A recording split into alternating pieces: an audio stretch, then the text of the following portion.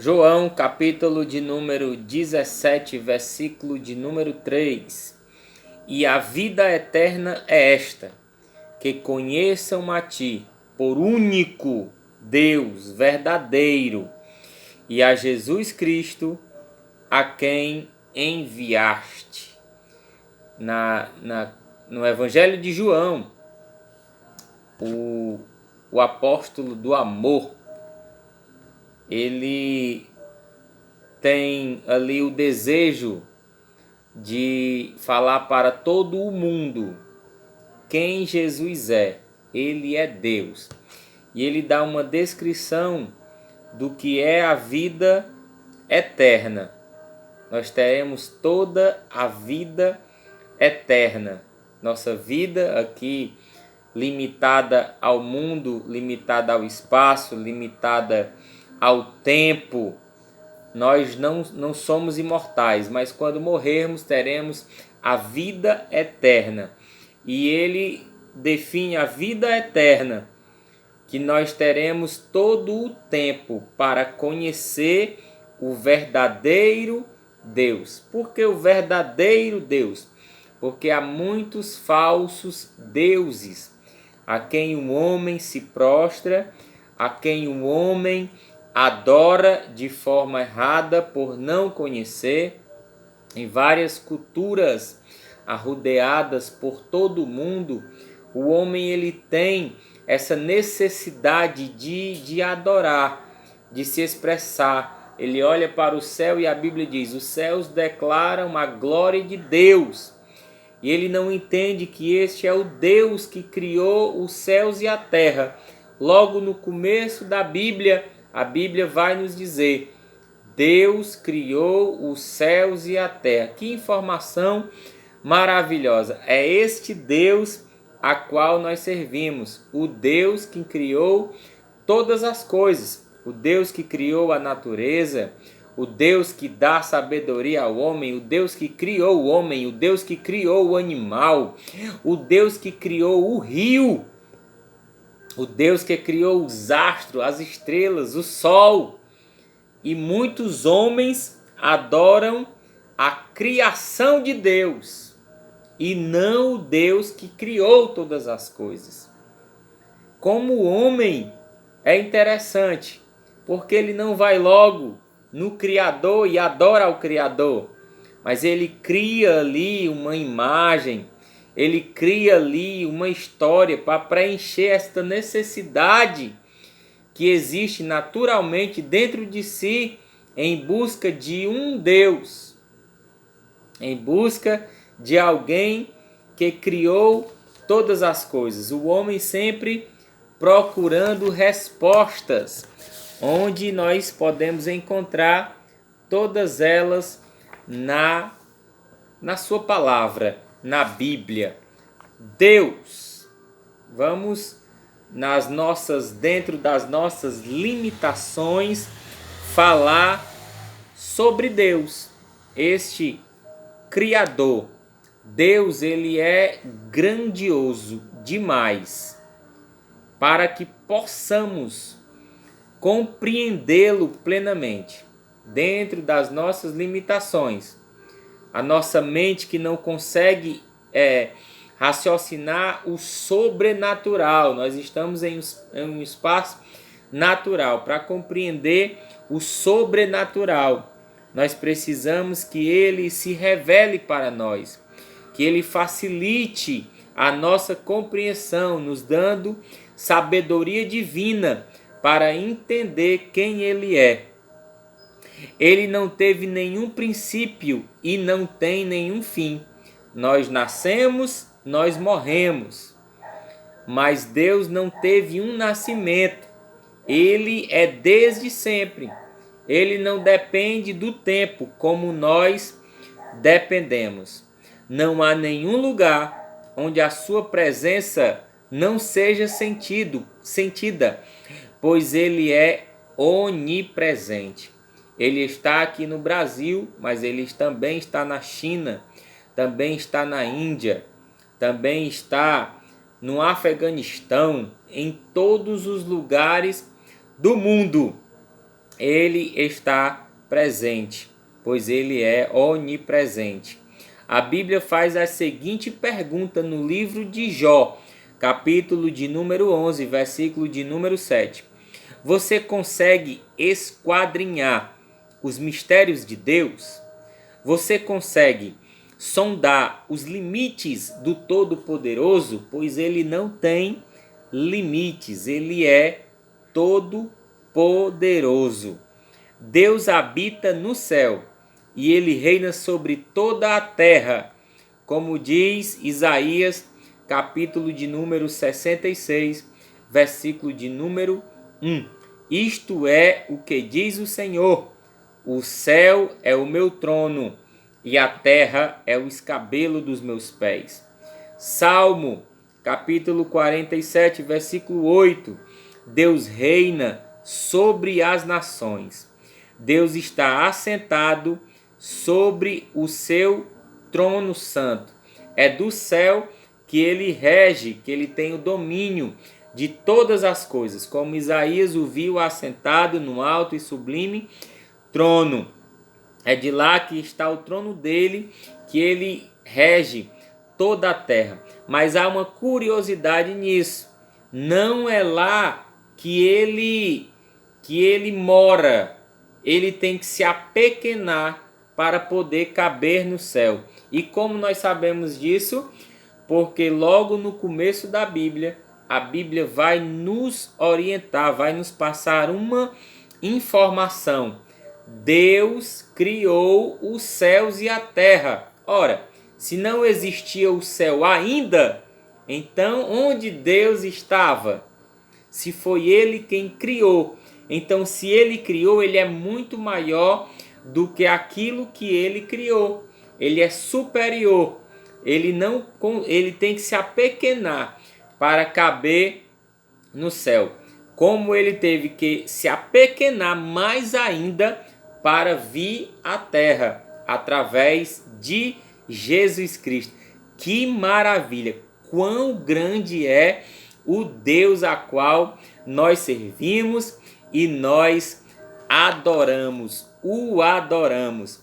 Na oração de Salomão, quando ele faz um templo para Deus. Antes era o tabernáculo, a qual Deus mandou fazer para simbolicamente, querendo ter um relacionamento com o homem, uma aproximação com o homem. Ele pede que se faça um tabernáculo, que se faça uma arca, e aquela arca ali representaria a presença de Deus, não o próprio Deus. Nós vemos de forma mística em algumas igrejas a Arca da Aliança, e alguém pega naquela arca achando que está pegando em Deus. Deus não, irmãos, Deus é muito grande, ele não é aquela arca. No Antigo Testamento, na Antiga Aliança, ele tipificava a sua presença. Vou andar no meio do povo através da arca. Só uma representação, só o desejo de alguém que é muito soberano, que é muito grande, que entende que o homem tem um raciocínio muito pequenininho e ele vai ali fazer uma representação para poder andar com o seu povo. Quando Salomão ele faz o templo, porque ele percebe, não, eu estou no palácio, eu tenho riquezas, eu durmo bem, então a Arca da Aliança, aquilo que representa Deus, não pode habitar num tabernáculo qualquer. Então ele faz um templo muito lindo, muito grande, cheio de riquezas, e ali na sua oração, quando ele está consagrando o templo, se encontra no segundo livro de Crônicas, capítulo de número 6, o versículo 18, ele vai também aqui nos passar uma informação a respeito deste Deus grandioso. Ele vai dizer o seguinte: todavia, na verdade, habitaria Deus com os seres humanos na terra? Nem os céus, e os céus dos céus podem te abrigar, muito menos este templo que construí. Olha como Deus é maravilhoso. Nós não podemos encaixotar Deus em uma imagem. Salomão está consagrando o templo, mas ele está nos passando uma informação. Deus pode habitar na terra? A terra cabe Deus, Deus é muito grande. Aí ele vai dizer que nem os céus pode abrigar o tamanho do nosso Deus. O salmista no Salmo 147, ele vai nos dar outra informação a respeito deste Deus maravilhoso e grande. No Salmo 147, no versículo de número 4, ele vai dizer o seguinte: conta o número das estrelas, chama-as a todas pelos seus nomes. Grande é o Senhor e de grande poder, o seu entendimento é infinito. Não tem fim para a sua sabedoria. Lembra quando Deus chama a Abraão e diz: conta as estrelas? Abraão é um grande homem que passou pela terra. Ele é o pai do judaísmo, ele é o pai do cristianismo, ele é o pai dos judeus. Todas as religiões ali saem da linhagem de Abraão. Ele é o pai de uma grande nação. Até hoje existem filhos de Abraão. Por quê? Por causa da promessa de Deus a um homem que decidiu ser obediente e ter fé. Então Deus é muito grande. Como Abraão não consegue contar as estrelas, porque elas são infinitas ao olhar humano, o salmista vai dizer que Deus, o Deus que nós adoramos, o Deus a qual nós servimos, ele conta de uma por uma e mais, ele dá o nome a todas elas. Oh, glória! Olha o tamanho do nosso Deus. Ele é o que cobre o céu de nuvens, o que prepara a chuva para a terra e o que faz produzir ervas sobre os montes. O nosso Deus, ele é muito grande. Qual a natureza de Deus? Qual é a sua natureza? Deus, ele é o criador de tudo. Como Neemias escreve no capítulo de número 6, Neemias capítulo de número 9, versículo de número 6. Tu somente és o Senhor. Fizeste os céus. Olha quem fez o céu. Foi ele quem fez os céus. Então ele tem que se apequenar para caber lá no céu. Mesmo os mais elevados céus e todos os seus exércitos de estrelas, a terra e tudo o que se encontra sobre ela, os mares não são grandes quando a gente para olhar toda aquela imensidão, aquele montão de água, que a gente se admira e olha toda aquela sua complexidade, com todos aqueles animais que vivem dentro dos oceanos. Foi o nosso Deus quem criou todas as coisas. Olha o tamanho dele. E tudo o que se encontra neles, tudo o que se encontra no céu, tudo o que se encontra na terra, tudo o que se encontra nos mares, foi Deus quem fez. Tu dás a vida a tudo, e as multidões do céu te adoram. Glória a Deus. O salmista no Salmo 139, versículo 13 vai dizer: pois tu criaste o meu mais profundo ser, entreteceste-me no ventre da minha mãe. Foi o Senhor quem também criou o homem. Ele é Deus todo-poderoso. Ele é Deus onisciente. Ele é Deus de amor. Ele é Deus de justiça. Ele é Deus santo. Ele é o grande eu sou. Não há nomes que o possam qualificar tamanha a sua grandeza. Eu não posso tentar expressar de uma forma pequena o nosso Deus, porque Ele é muito grande. Há uma informação muito importante também no capítulo 4 de João, que diz que Ele é Espírito. Deus é Espírito. E aí não cabe a nós tentar imaginar o seu formato.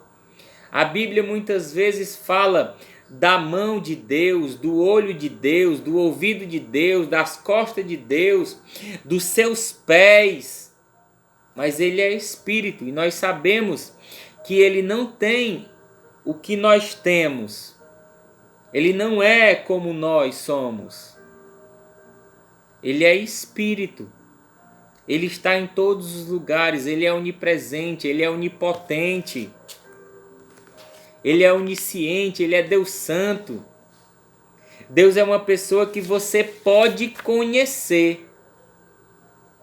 Ele é muito grande, mas Ele se revela para o homem.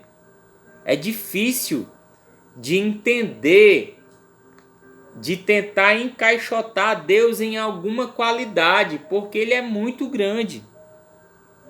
Tudo que nós falarmos, se nós passarmos toda a noite falando sobre Deus, como é Deus, o formato de Deus, ainda assim seria muito pouco,